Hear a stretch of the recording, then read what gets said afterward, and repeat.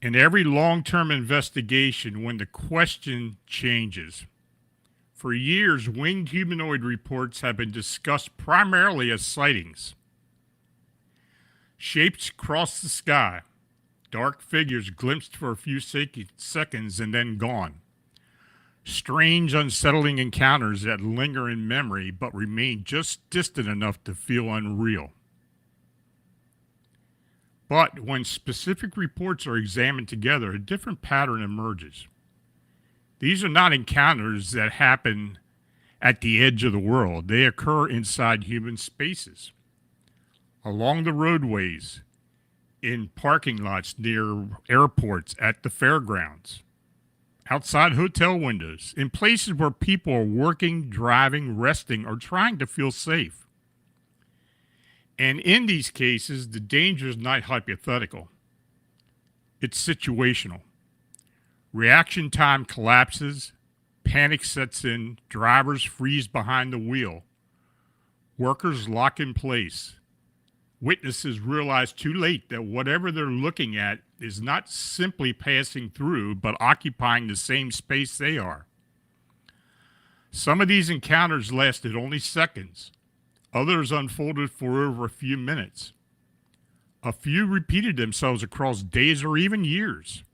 But all of them share one deeply unsettling realization. If this had gone slightly differently, someone could have been seriously hurt, or worse.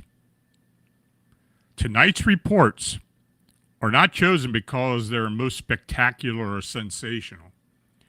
They were selected because they crossed a line, a point where the sighting becomes a risk of event.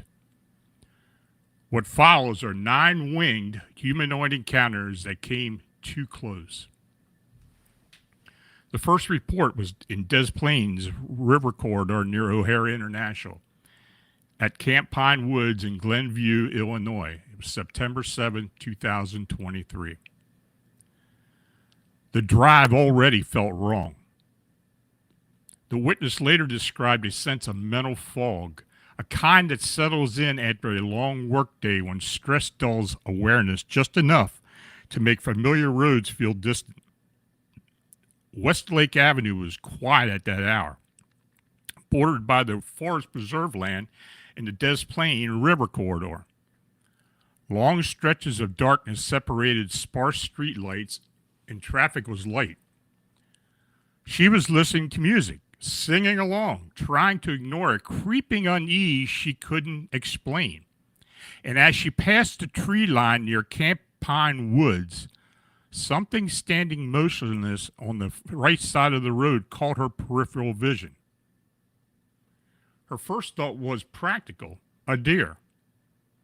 The area is known for them, and a deer stepping into traffic at night can turn a set of headlights into a disaster in seconds. But as she focused, that explanation collapsed.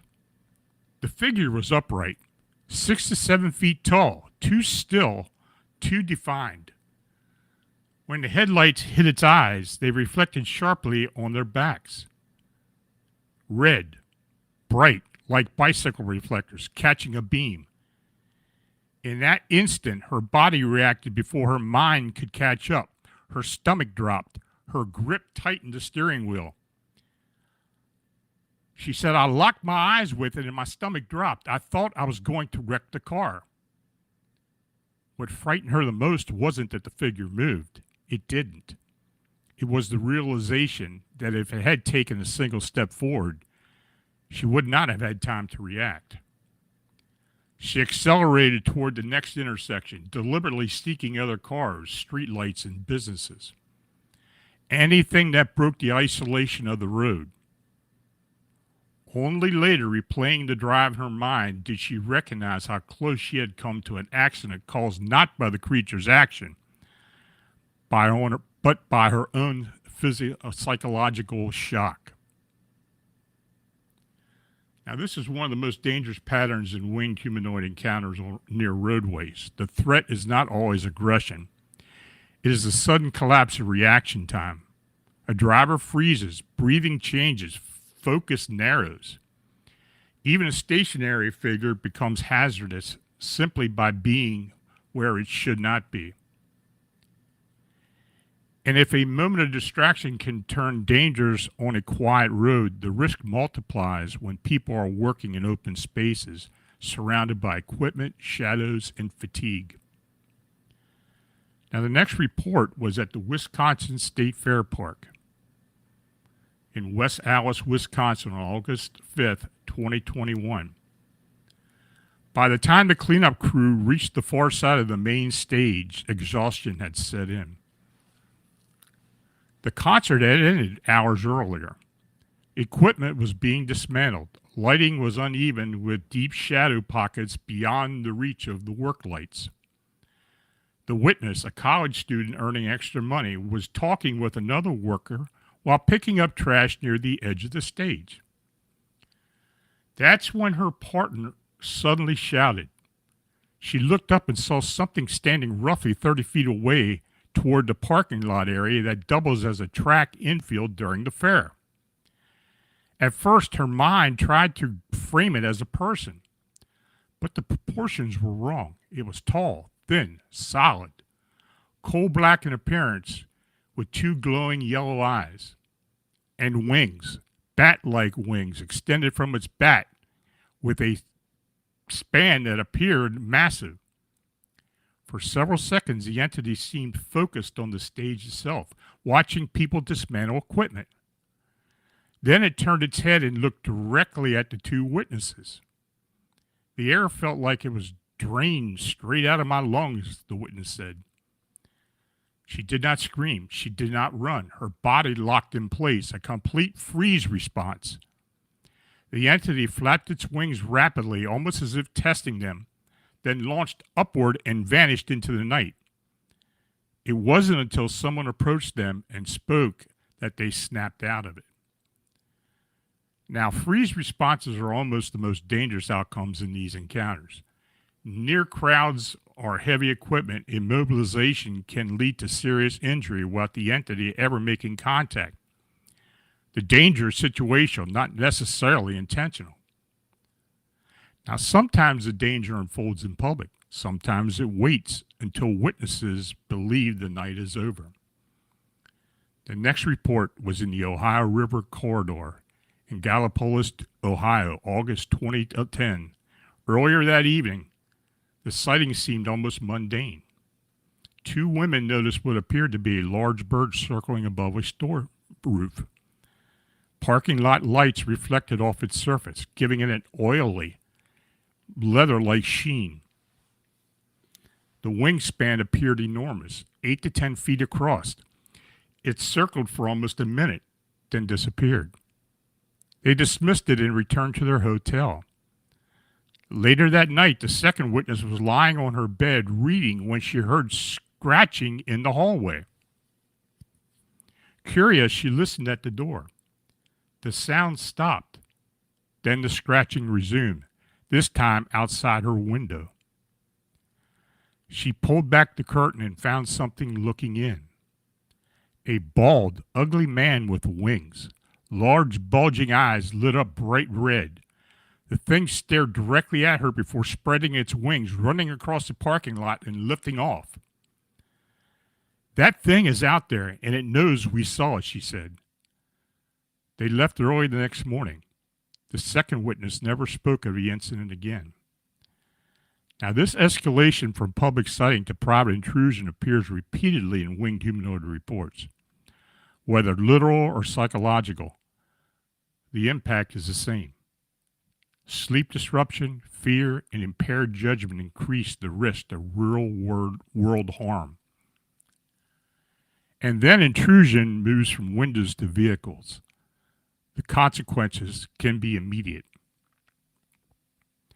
This next report happened in North Georgia on a rural roadway in December 2011. The road led nowhere but to a small cluster of houses. At around 11:30 p.m., the witness's radio cut out, and then began emitting strange scratching sounds through the speaker. Moments later, something flew directly into the windshield. The impact mangled the grille and hood. She slammed on the brakes. Wings flapped across the roof. Something rolled down back of the car and onto the road. Another driver stopped and claimed she saw it hit the pavement. What stood up was described as a man-shaped figure with enormous bat-like wings and glowing red eyes. It rose slowly, levitated upward, screeched, and vanished. The next morning, the witness inspected the damage. Then she found a dog lying dead nearby. It appeared torn by deep lacerations. Regardless of whether the animal's death was directly related and the association becomes permanent, for the witness, the danger did not end when the creature disappeared. And as severe as this encounter appears, it remains rare.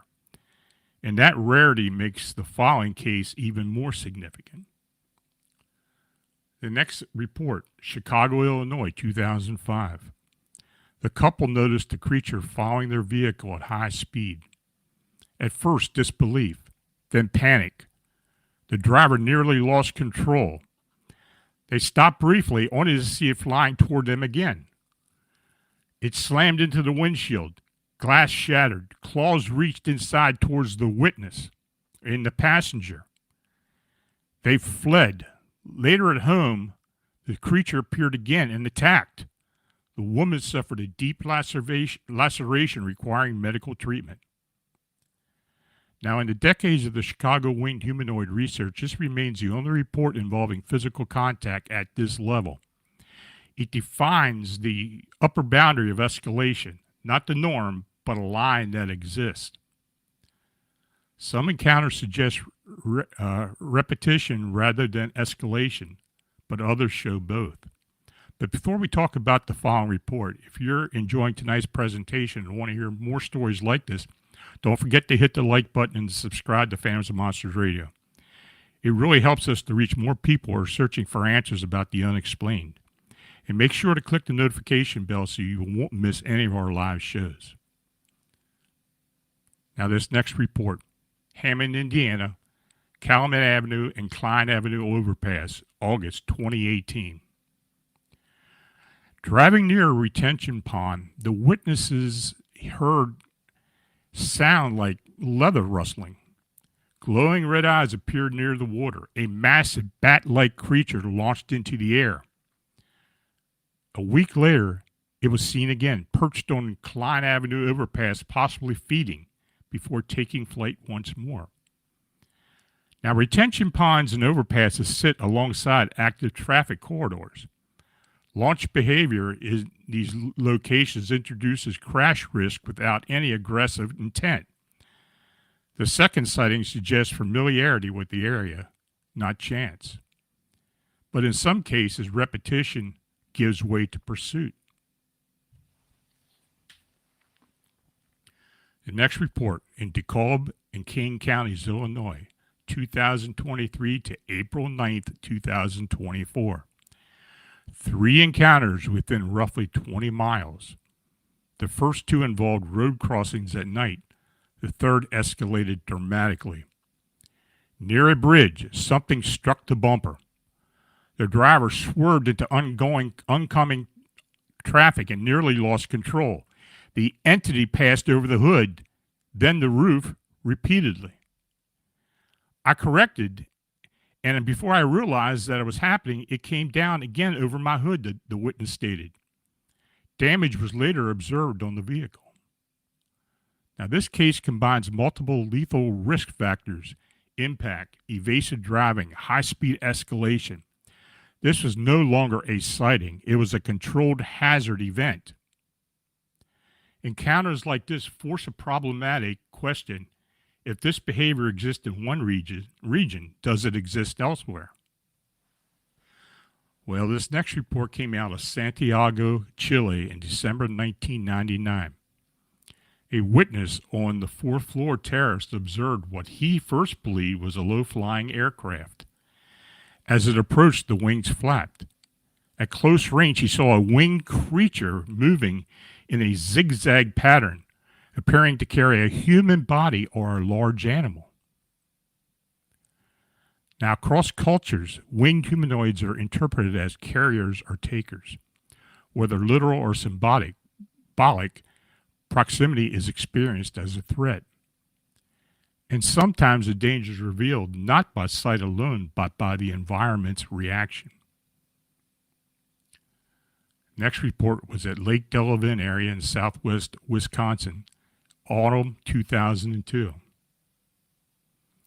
Camping alone, the witness noticed crows gathering overhead. Their calls intensified over several nights. On the fourth night, red eyes appeared in the trees. A massive winged form revealed itself only because the animals reacted first. He said when it took flight, the whole forest shook. He left the first light. Now, animals often detect danger before humans do. In this case, that reaction likely changed the outcome. Now, across these encounters, one truth becomes unavoidable. Danger does not require attack. It requires proximity. A driver freezes for half a second too long. A worker locks in place. A witness realizes too late that the scratching is not in the hallway, but outside the window. These are not monster stories. They are risk events. Ordinary human environments intersect with something that does not behave like wildlife and does not respect the boundaries we assume protect us. Roadways, fairgrounds, hotels, bridges, campsites. In each case, the witnesses walk away with the same realization. If they had gone slightly differently, someone could have been seriously hurt or killed. Understanding the winged humanoid phenomena does not begin with asking what these entities are. It begins with asking where they appear, how they behave when they get close, and why do many encounters unfold exactly where danger already exists. If you have experienced something like this, especially near infrastructure or populated areas, your report matters. Recognition comes before explanation. And explanation only comes after we stop treating these encounters as distant curiosities and start recognizing them for what they sometimes are, warnings that arrive far too close. Now, before closing this episode, there is one more point that needs to be addressed, because without it, these encounters can be misunderstood. Danger does not exist in a vacuum. Every report you've heard tonight unfolded in places where human vulnerability was already present. Roadways where reaction time matters. Work sites where fatigue dulls awareness. Transitional spaces like parking lots, hotel corridors, forest edges, and bridges. Places people move through rather than settle into. These environments where mistakes happen even without anomalies. And that matters, because one of the easiest assumptions to make is that danger in these encounters must come from intent. If something is dangerous, it may be hostile, but that assumption may be wrong. Now, in many of these cases, the threat do not come from attack, pursuit, or overt aggression. It came from coincidence of presence. A large unknown entity occupying the same physical space where human error already carries consequences. A driver doesn't need to be chased to lose control. A worker doesn't need to be touched to freeze. A witness doesn't need to be followed to make a decision they'll regret seconds later. The environment does rest. This raises an uncomfortable possibility. What if these encounters are not dangerous because of what the entities are doing, but because of where they appear? If this is true, then the risk is not evenly distributed. It concentrates along corridors, along routes, along edges where human systems intersect with something else: airports, rivers, rail lines, highways, public parks, industrial zones, transitional spaces between wilderness and development. These are not random locations. They are places where movement, energy, noise, and human attention fluctuate constantly, where people are alert one moment and exhausted the next, where lights cut through darkness unevenly, and where perception is already compromised. In other words, they are prime environments. This also explains something else that has long puzzled investigators.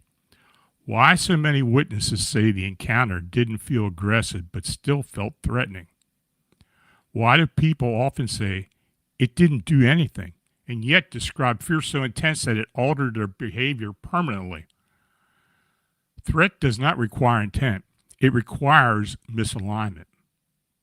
A significant, unknown presence intersecting with a fragile human moment is enough. And this brings us to a more sobering thought. If these entities were intentionally hostile, the outcome of some of these encounters would likely have been far worse. Instead, what we see repeatedly is proximity without completion, escalation without conclusion, moments where something could have happened but it didn't. That pattern deserves attention because it suggests restraint, indifference, or a form of interaction we do not understand. None of these possibilities is comforting, and none of them remove the danger. They redefine it. The risk, then, may not lie in what these entities want, but in how often human systems place people in places with no room for surprise, where a single unexpected stimulus can cascade into harm. From that perspective, these encounters begin to look less like isolated events and more like stress tests. Moments where human assumptions about safety fail. Moments where expose how thin the margin really is. And that is why these reports matter. Not because they prove what winged humanoids are, but because they reveal where humans are most vulnerable when something unexpected enters the frame. Now, until we understand that intersection better, these encounters will continue to feel random, but they are not. They are reminders that safety is contextual, that danger does not announce itself, and that sometimes the most important warning is not that we see what we see in the dark, but where we choose to move through it. Now, if you have experienced anything like this or have had an unexplained encounter study, you can send your report to Phantoms and Monsters. And as always, thank you for listening.